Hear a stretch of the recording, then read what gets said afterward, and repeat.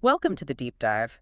Today we're jumping straight into non-regenerative anemia. Mm, Basically, it's when your body's low on red blood cells, but it's not showing the usual signs of trying to make more. right. The typical response isn't there. We've been looking through some pretty detailed medical texts, trying to pull out the key info. Yeah, our mission here is really to unpack what this condition is all about, what causes it, how doctors figure it out, and importantly, what it implies about overall health. And we want to do it without, drowning everyone in medical jargon. Exactly. Keep it clear. Because non-regenerative anemia, it sounds quite technical, doesn't it?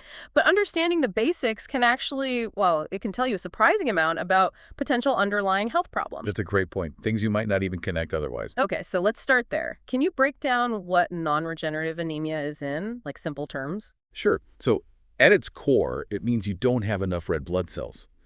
But the key part, the non-regenerative bit, is that you don't see the increase in young red blood cells, things like polychromasia or reticulocytes that you'd normally expect. Ah, so those are the signs the body's ramping up production. Exactly. Reticulocytes are basically brand new red blood cells just released from the bone marrow.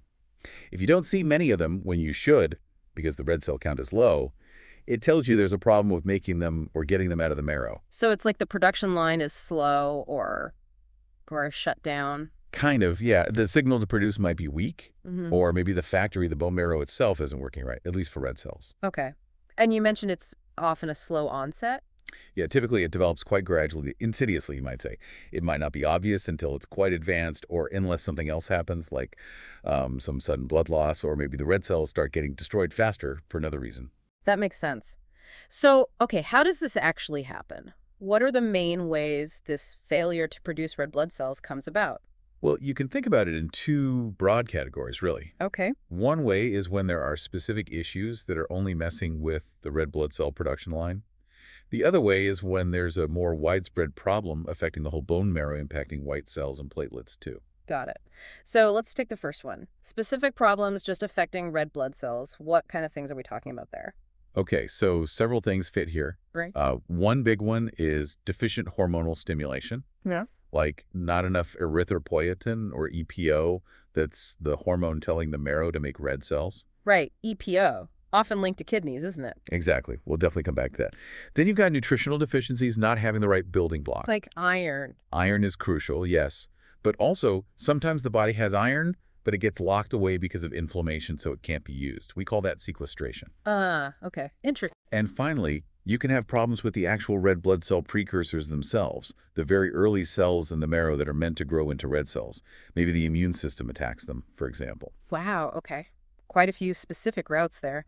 Now, what about that second category, the more general bone marrow injury? Right, so this is when the whole marrow environment is unhealthy. This could be due to toxins, certain drugs, or chemicals. Like chemotherapy. Chemotherapy is a common example, yes. Various infections can also suppress the entire marrow. And then there are infiltrative processes. Infiltrative, what does that mean exactly? It means something unwanted is taking up space in the bone marrow. Think of cancer cells, like leukemia spreading or scar tissue forming. It physically crowds out the normal blood cell production. Like weeds in a garden taking over. That's a perfect analogy, exactly. Okay, so we've got the mechanisms, but shifting perspective, what might someone actually notice? What are the symptoms or signs that might point towards this? Well, first, it's really important to remember this is usually secondary. The anemia is a sign of something else going on. Right, so you might notice symptoms of that underlying cause first. Precisely.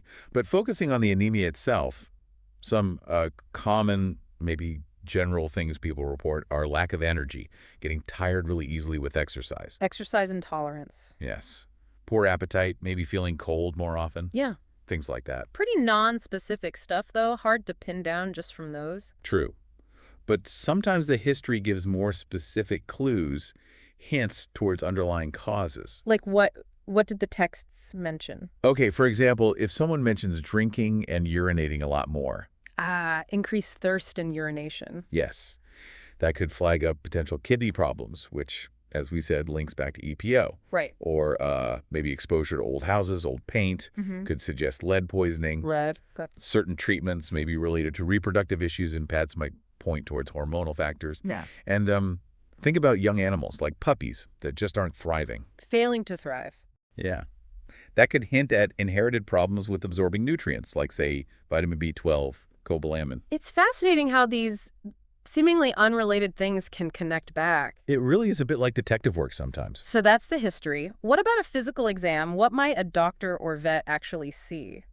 Well, paleness is a big one. Pale gums, pale skin, conjunctiva. Because there's less hemoglobin, less red pigment. Exactly. If the anemia is quite severe, you might hear a heart murmur. Yeah. The blood is thinner, flows more turbulently. Okay. Sometimes a faster heart rate, faster breathing maybe. And again, other findings can point to the underlying cause. More clues. Yeah. Like mouth ulcers could suggest kidney problems again. Unexplained weight loss might make you think about cancer. Enlarged spleen or lymph nodes could indicate something like lymphoma. Neurological signs or digestive upset. Yeah. Maybe lead poisoning again. Lead keeps popping up. It can cause a range of issues. And maybe symmetrical hair loss, that often points towards endocrine problems, thyroid, adrenal glands, that sort of thing. It really sounds like you need to gather all these puzzle pieces. Right. Now, the causes, you mentioned a wide range. Can we try and group them somehow to make it less overwhelming? Absolutely. Let's try breaking them down. A useful way is to first think about non-regenerative anemia without other major blood cell issues. So just the red cells are significantly low. Okay, just the anemia for now. What falls in this group?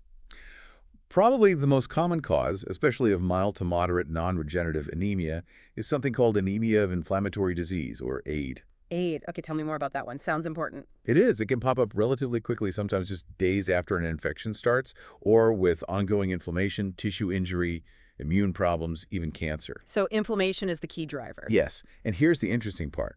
The body, in response to inflammation, actually starts hiding away iron. Hiding iron? Why would it do that? It seems to be a defense mechanism, maybe to keep iron away from bacteria that need it, but it backfires for red blood cell production. A liver protein called hepcidin increases, along with other inflammatory signals. Oh. And this traps iron inside cells, like macrophages, so it's not available for making new hemoglobin. Plus, these inflammatory signals can also directly suppress red cell production a bit and even shorten the lifespan of existing red cells.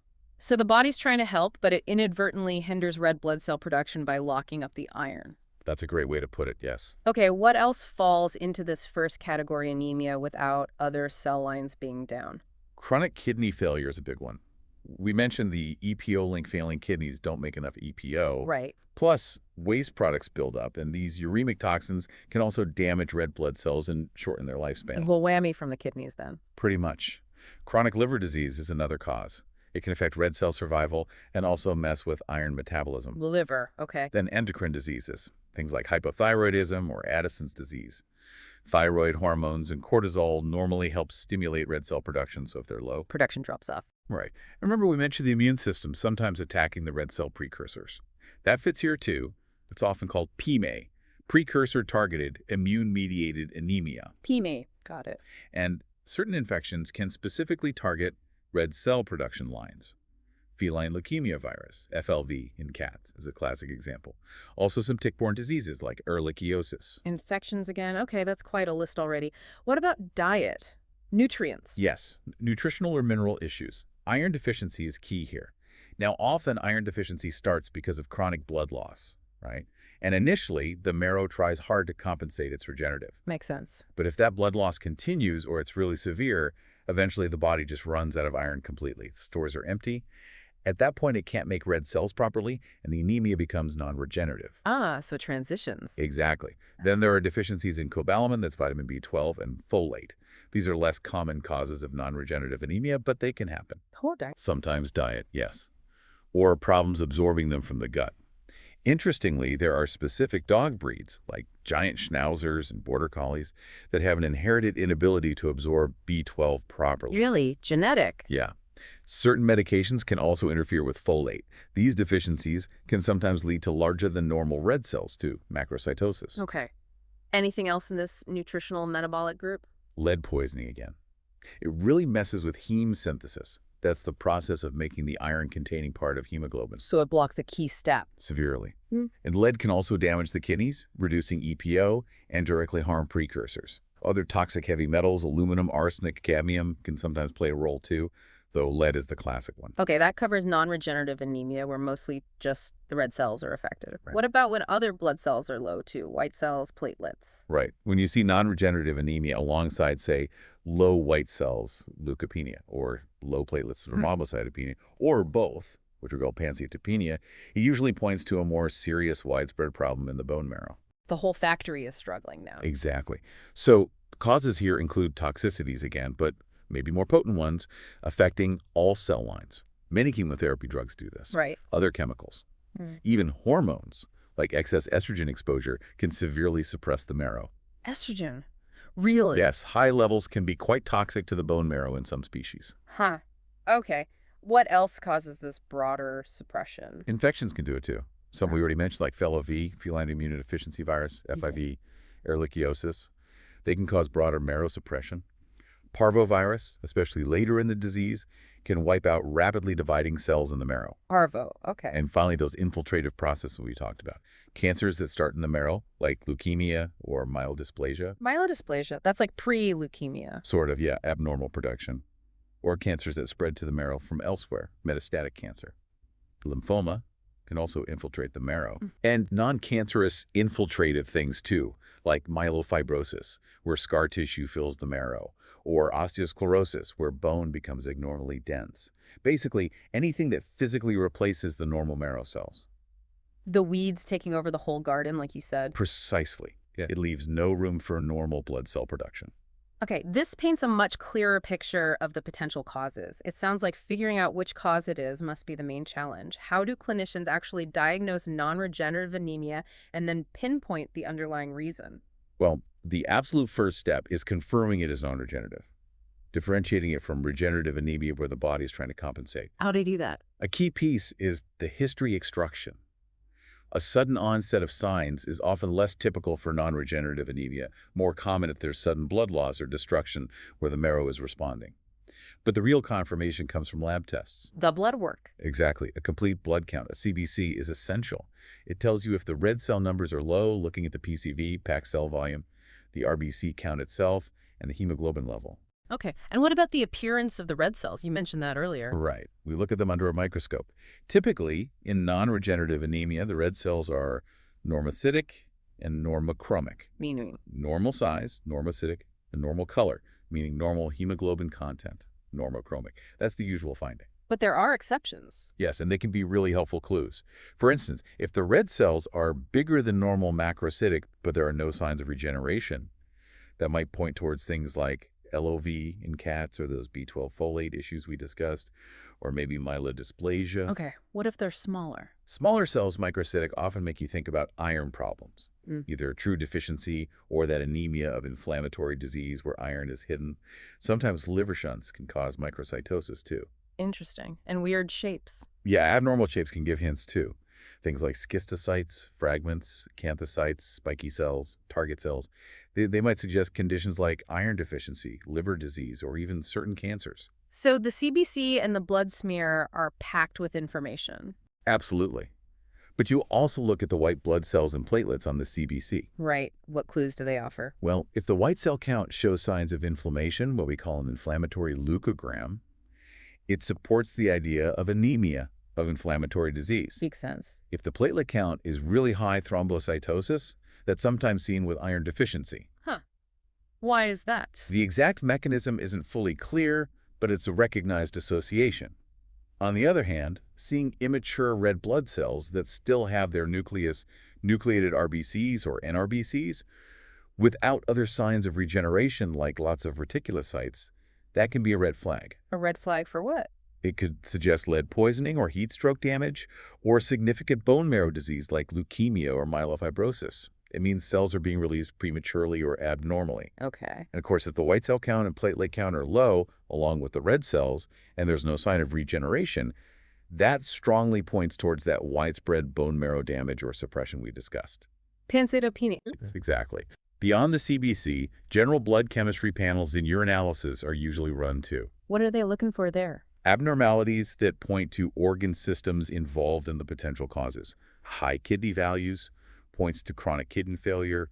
Abnormal liver enzymes suggests liver disease. Electrolyte changes might hint at Addison's disease.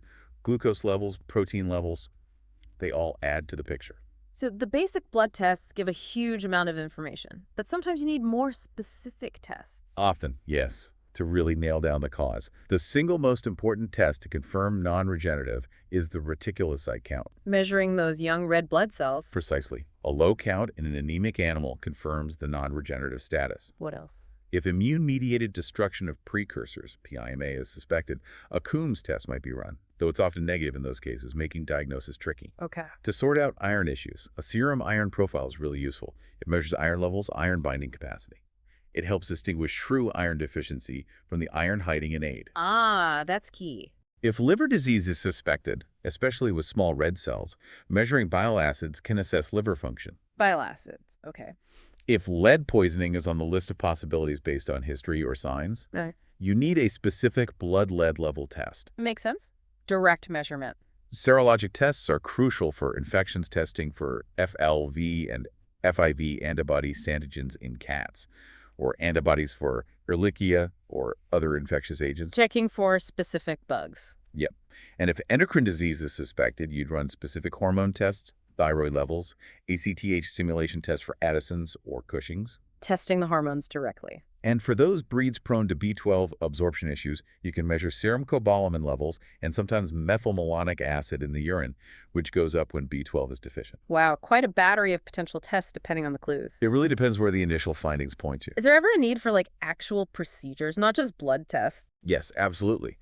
In many cases of unexplained non-regenerative anemia, especially if it's severe or if other cell lines are affected, a bone marrow examination becomes essential. Going right to the source. Exactly.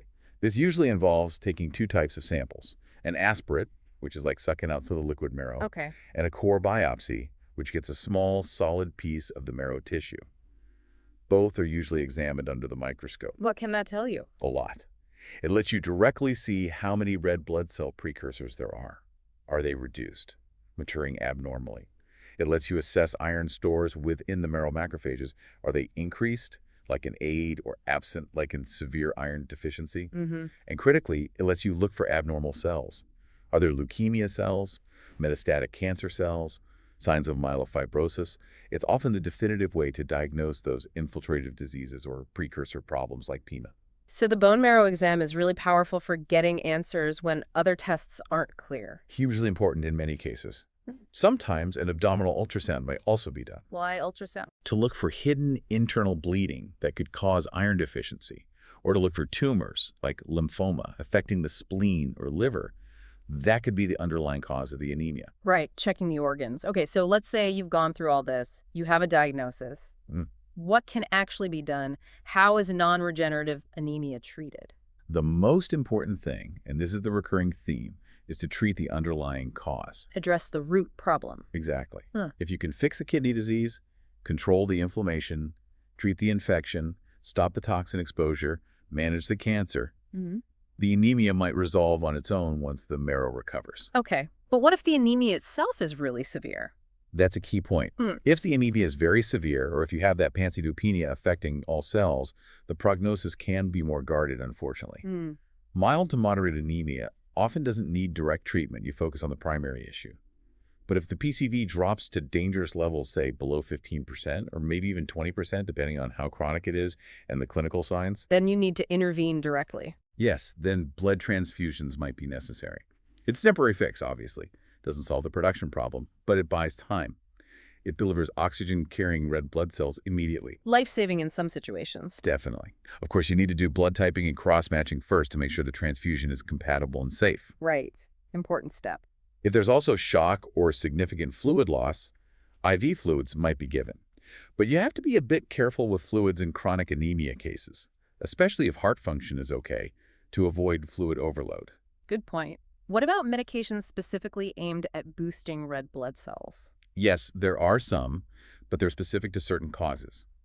For anemia due to chronic kidney failure, we can give synthetic erythropoietin, EPO. Replacing the missing hormone. Exactly. It stimulates the marrow. For iron deficiency, obviously, iron supplementation is crucial, oral or sometimes injectable. Giving back the building blocks. Right. And for those B12 or folate deficiencies, you give supplements. Though for the dogs with the genetic B12 absorption problem, they usually need lifelong injections because they can't absorb it from pills. Okay, so treatments are very targeted at the specific cause or deficiency. Mostly, yes, apart from transfusions as supportive care. And how closely do you need to monitor things once treatment starts? It depends on the severity and the underlying cause. For severe cases, especially after transfusions or when starting EPO, you might need to monitor the PCV and look at blood smears very frequently, maybe daily or every other day initially. Wow, intensive. It can be. For more stable, chronic cases like well-managed AIDS or kidney disease, rechecks might be less frequent, maybe every week or two, or even longer intervals once things are stable. Okay. Well, this has been incredibly detailed. We've really dug deep into non-regenerative anemia. To kind of wrap things up, what's the main takeaway message you think we should leave with?